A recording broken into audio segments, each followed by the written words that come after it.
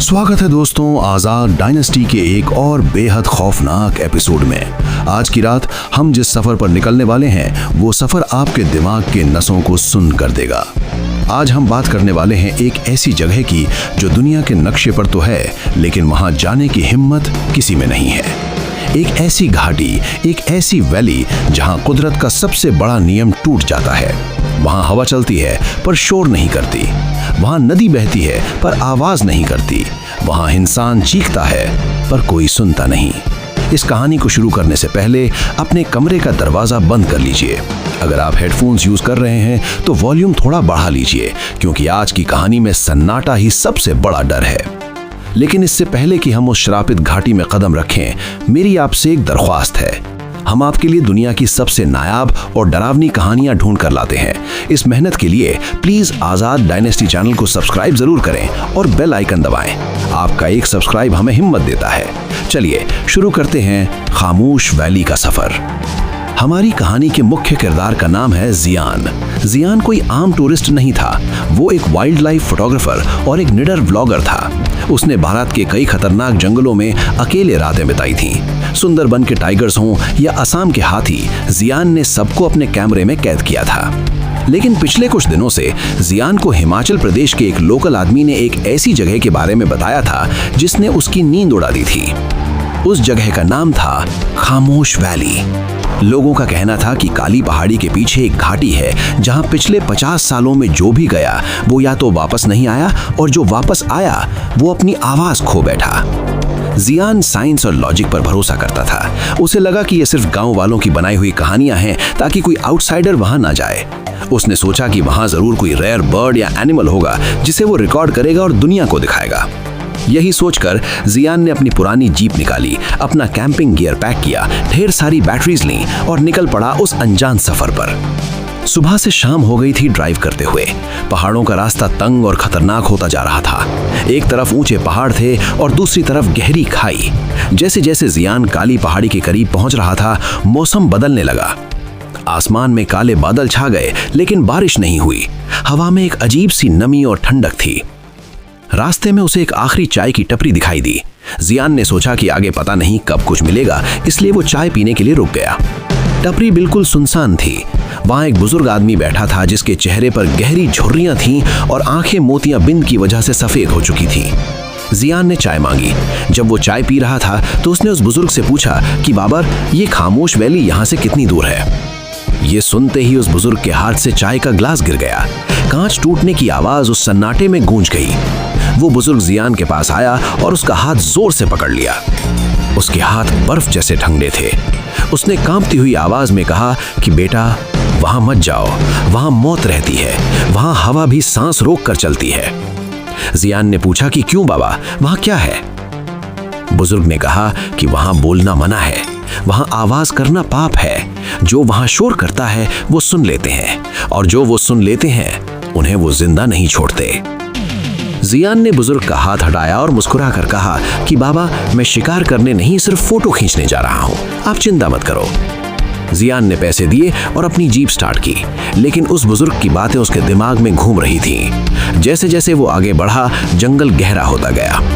आमतौर पर जंगलों में शाम के वक्त शोर बढ़ जाता है, झींगुर की आवाज, चिड़ियों का चहचहाना, बंदरों की चीखें। लेकिन यहाँ जैसे जैसे वो घाटी के पास पहुंचा, शोर कम होता गया। शाम के 5:45 बजे थे। जियान खामोश वैली के एंट्रेंस पर पहुंचा। वहां पहुंचते ही अचानक सब कुछ शांत हो गया। बिल्कुल पिन ड्रॉप साइलेंस। इतना सन्नाटा कि जियान को अपने कानों में एक दबाव महसूस होने लगा। जियान ने जीप का इंजन बंद किया। इंजन बंद होते ही ऐसा लगा जैसे पूरी दुनिया चुप हो गई हो। हवा चल रही थी, पेड़ों के पत्ते हिल रहे थे, लेकिन पत्तों के हिलने की आवाज नहीं आ रही थी। ये देखकर जियान को पहली बार डर का एहसास हुआ। जियान जीप से नीचे उतरा। उसने अपने भारी बूट्स जमीन पर रखे। खड खड। उसके बूट्स की आवाज उस सन्नाटे में किसी बम धमाके जैसी लगी। जियान वहीं रुक गया। उसने चारों तरफ देखा। बड़े बड़े पेड़ थे जो टेढ़े मेढ़े थे, जैसे वो दर्द में मुड़े हुए हों। सूरज ढलने वाला था और अंधेरा तेजी से फैल रहा था। जियान ने सोचा कि रात होने से पहले टेंट लगा लेना चाहिए। उसने जीप से अपना टेंट निकाला और जमीन पर बिछाने लगा। जमीन पर सूखे पत्ते बिछे हुए थे। जियान जब भी हिलता पत्तों की सरसराहट होती। जियान को बार बार लग रहा था कि कोई उसे पेड़ों के पीछे से देख रहा है। उसे महसूस हो रहा था कि जंगल की हजारों आंखें उसी पर टिकी हैं। उसने जल्दी जल्दी टेंट लगाया। जब वो टेंट की कीली जमीन में गाड़ रहा था तो पत्थर की आवाज हुई, थक थक। उस आवाज के बाद जियान को लगा कि जंगल में दूर से किसी ने जवाब दिया। एक हल्की सी क्लिक क्लिक की आवाज आई। जियान ने सोचा शायद कोई कीड़ा होगा। तभी उसकी नजर एक टूटे हुए पुराने बोर्ड पर पड़ी जो झाड़ियों में आधा धंसा हुआ था। जियान ने टॉर्च जलाई और पास गया। उस बोर्ड पर लाल सूखे हुए पेंट से या शायद खून से लिखा था, सूरज ढलने के बाद आवाज मत करना, वो सुन लेते हैं।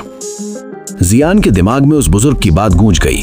जियान ने सोचा कि शायद ये कोई पुरानी वार्निंग है। उसने अपना कैमरा निकाला और सोचा कि एक इंट्रो रिकॉर्ड कर लूं। जियान ने कैमरा ऑन किया और धीमी आवाज में बोला, हेलो दोस्तों, मैं हूं जियान और आज हम हैं दुनिया की सबसे शांत जगह खामोश वैली में। यहाँ का माहौल बहुत अजीब है, यहाँ कोई पक्षी नहीं है। अभी जियान बोल ही रहा था कि अचानक जंगल के गहरे अंधेरे से एक आवाज आई, खड खड, जैसे किसी ने बड़ा सा कदम रखा हो। जियान चुप हो गया। उसने टॉर्च घुमाई। कौन है वहां? जियान ने जोर से पूछा।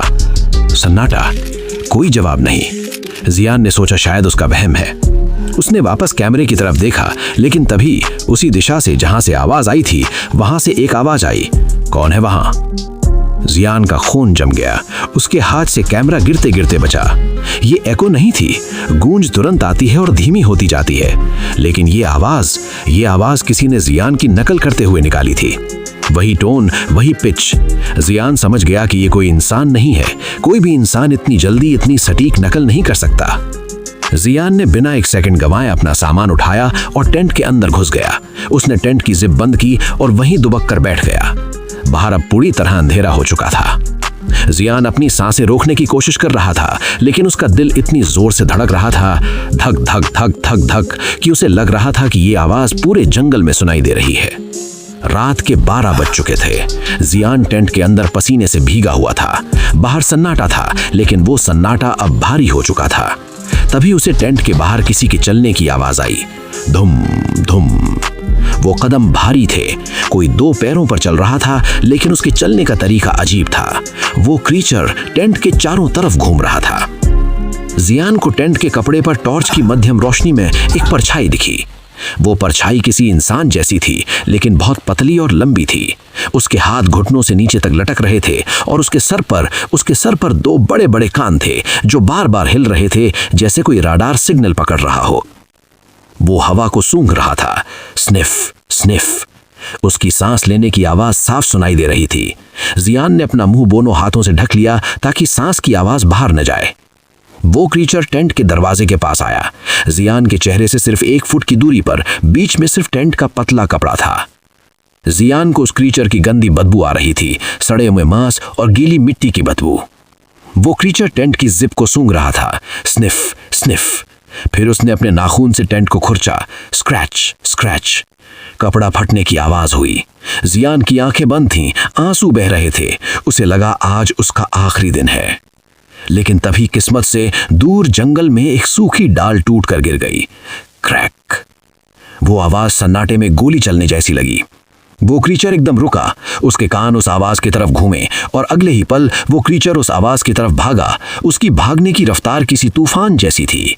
हवा का एक झोंका आया और वो गायब हो गया। अब जियान के पास 2 रास्ते थे। या तो वो सुबह तक यहाँ बैठा रहे और मौत का इंतजार करे, या फिर वो हिम्मत करके जीप तक पहुंचे और भागे। जीप टेंट से 50 मीटर दूर खड़ी थी, लेकिन जमीन पर सूखे पत्ते थे। इस सस्पेंस को आगे बढ़ाने से पहले अगर आपको जियान के लिए डर लग रहा है तो प्लीज 1 सेकंड रुककर आजाद डायनेस्टी चैनल को सब्सक्राइब जरूर करें। आपका लाइक और कॉमेंट हमें बताता है कि आपको ऐसी यूनिक स्टोरीज पसंद है। रात के 3 बज चुके थे। जियान ने फैसला किया कि वो जीप तक रेंगते हुए जाएगा ताकि आवाज कम हो। उसने अपने भारी बूट्स उतार दिए। उसने अपनी जैकेट उतार दी ताकि कपड़े की सरसराहट ना हो। अब वो सिर्फ शर्ट और पैंट में था और बाहर कड़ाके की ठंड थी। जियान ने टेंट की जिप को बहुत धीरे धीरे खोला।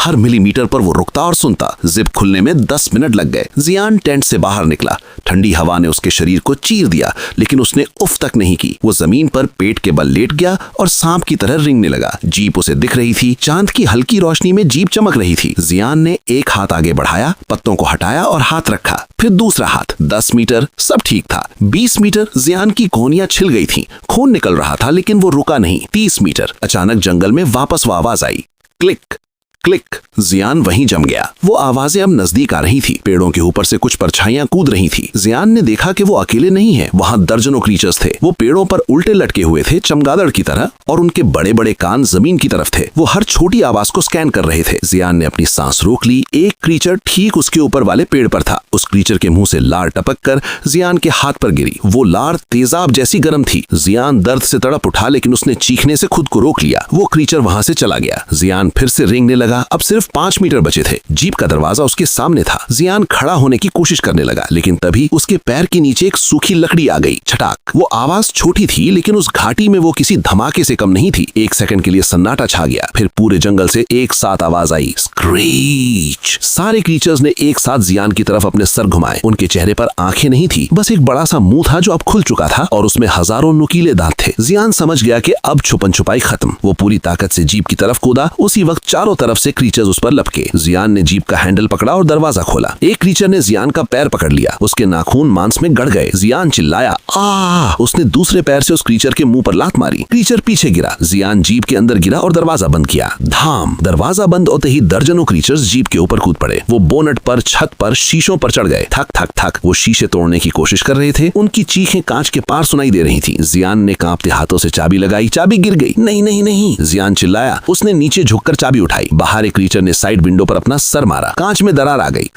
जियान ने चाबी घुमाई। इंजन स्टार्ट हुआ। व्रूम। इंजन की आवाज सुनकर वो क्रीचर्स और पागल हो गए। वो जीप को पलटने की कोशिश करने लगे। जियान ने एक्सेलरेटर पर पैर रखा और क्लच छोड़ दिया। जीप झटके से आगे बढ़ी। 2 क्रीचर्स बोनट से गिर गए और टायर के नीचे आ गए। उनकी हड्डियां टूटने की आवाज आई, लेकिन एक क्रीचर अभी भी छत पर था। उसने अपने नाखून छत के लोहे में गड़ा दिए थे। जियान ने जीप को कच्चे रास्ते पर भगाया। जीप उछल रही थी, पत्थरों से टकरा रही थी। छत पर बैठा क्रीचर अपना हाथ खिड़की से अंदर डालकर जियान को पकड़ने की कोशिश कर रहा था। उसका हाथ जियान के गले तक पहुंच गया था। जियान का दम घुट रहा था। सामने एक नीचा पेड़ था। जियान ने दिमाग लगाया। उसने जीप को सीधा उस पेड़ की तरफ मोड़ दिया। बैम। जीप की छत उस पेड़ की मोटी डाल से टकराई। वो क्रीचर छत से टकराकर पीछे उड़ गया। जियान ने पीछे मुड़कर नहीं देखा। वो बस एक्सेलरेटर दबाए रखा। उसके पीछे जंगल से अभी भी उन शैतानों की चीखें आ रही थी। वो तब तक गाड़ी चलाता रहा जब तक कि सूरज नहीं निकल आया और वो मेन हाईवे पर नहीं पहुंच गया। सुबह के 6 बजे जियान एक ढाबे पर रुका। वो स्टीयरिंग व्हील पर सर रखकर रोने लगा। वो जिंदा था, लेकिन वो जो देख कर आया था उसने उसकी आत्मा को मार दिया था। जियान ने उस दिन के बाद कभी व्लॉगिंग नहीं की। उसने कभी कैमरा नहीं उठाया, यहाँ तक कि उसने बोलना भी कम कर दिया। वो आज भी शहर के शोर में भी अपने कान ढक कर रखता है, क्योंकि उसे आज भी लगता है कि अगर वो बोलेगा तो वो सुन लेंगे। तो दोस्तों, ये थी खामोश वाली की सच्चाई। हम अक्सर सोचते हैं कि हम इस धरती के मालिक हैं, लेकिन ऐसी कई जगह हैं जहां हमारी हुकूमत नहीं चलती। वहां सिर्फ कुदरत और उसके बनाए हुए रहस्य राज करते हैं। अगर आप कभी किसी जंगल में जाएं और वहां अचानक सब कुछ शांत हो जाए, तो मेरी बात याद रखना, चुप रहना, बिल्कुल चुप, क्योंकि शायद कोई आपकी आवाज का इंतजार कर रहा है। कैसी लगी आपको ये बेहद लंबी और डिटेल दास्तान? इस कहानी में हमने डर को सिर्फ दिखाया नहीं,